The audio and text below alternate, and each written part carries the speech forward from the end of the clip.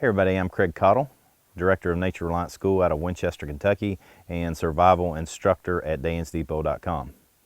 One of the things I don't take too much time to talk about in my survival videos with Dan's Depot is the idea of self-defense. So I wanted to tell you a little bit about my background and my thoughts on my concealed carry gear. Glad you're with us.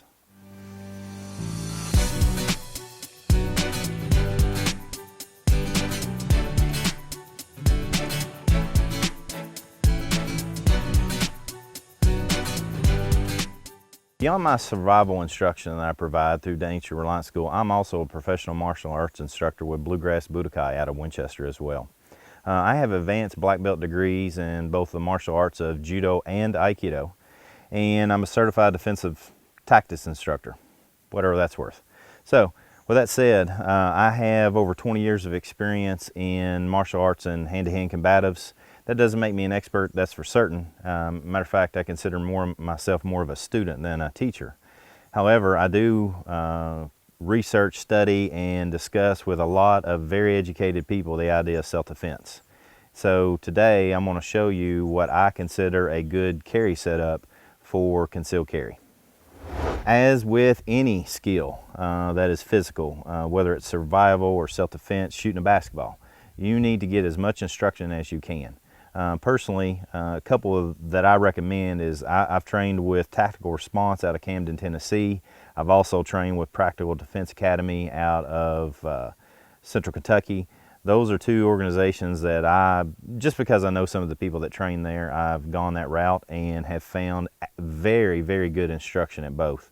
So seek out a qualified instructor. I am not that instructor, but I do want to share you what my carry setup is. All I wanted to do was emphasize my primary carry weapon. What I carry is a Glock 19. Glock 19 is very functional for me. The reasons I picked this one and I carry it every day is because I personally, when I picked this weapon up, it felt good in my hand. That is what you need to find as well. You need to find a weapon that fits you well, that you like, that you shoot comfortably. The other reasons that I chose a Glock 19 is mainly because it has a magazine that holds 15 rounds, and I can also carry one in the chamber, which I do.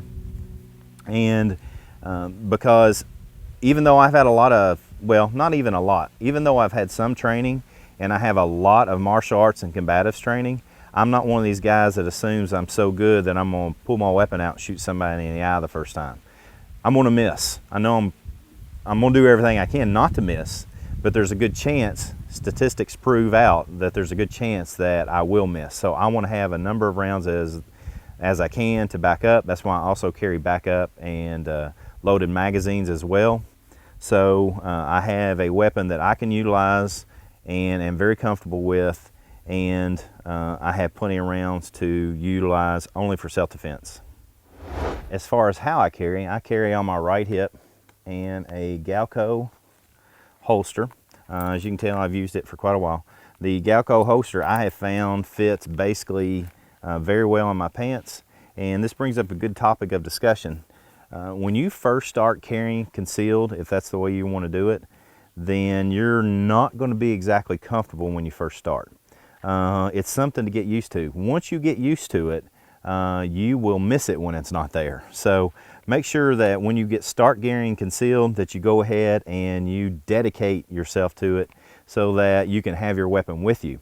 A weapon that is stashed under the seat of your car or in a pack or down in the bottom of a purse is not going to be an effective instrument of self-defense. You need to have a weapon that is easily and readily available for your use, and that's why I carry concealed in a Galco holster, and it's very stout. I have a very stiff belt that I utilize to carry it on, so it's very ready for me to use, and it's there for my self-defense.